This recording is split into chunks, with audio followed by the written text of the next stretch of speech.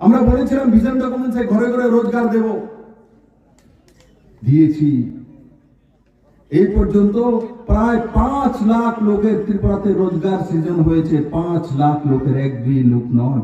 ভারতীয় জনতা পার্টি বলেছে ভিশন ডকুমেন্টসে যে 2000 টাকা করে ভাতা দেব, 4 লাখ ভাতাধারীকে ভারতীয় জনতা পার্টি দিয়ে দেখিয়ে দিয়েছে। কমিউনিস্টের মতো আন্দোলন করতে পারে।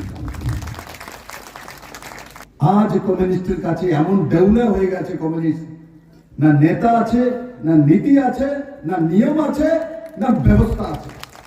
ছেলে মেয়ের ভবিষ্যতের জন্য ভারতীয় জনতা পার্টি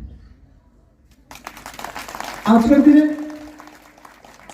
ত্রিপুরা রাজ্যে মূল যে বিরোধী শক্তিগুলি আছে, আজ শুধু ত্রিপুরা রাজ্য নয়, পুরো দুনিয়ার মধ্যে কমিউনিস্টের অস্তিত্ব নেই। কমিউনিস্ট তো সারেআম বলে তারা কিসের পার্টি? দিন মজুরের পার্টি, কৃষকের পার্টি, গরিবের পার্টি, মজদুরের পার্টি।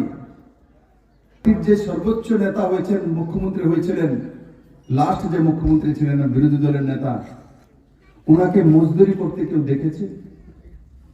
মানুষকে গরিব বানানোর যন্ত্র যদি কার কাছে আছে, শুধু কমিউনিস্ট পার্টির কাছে আছে।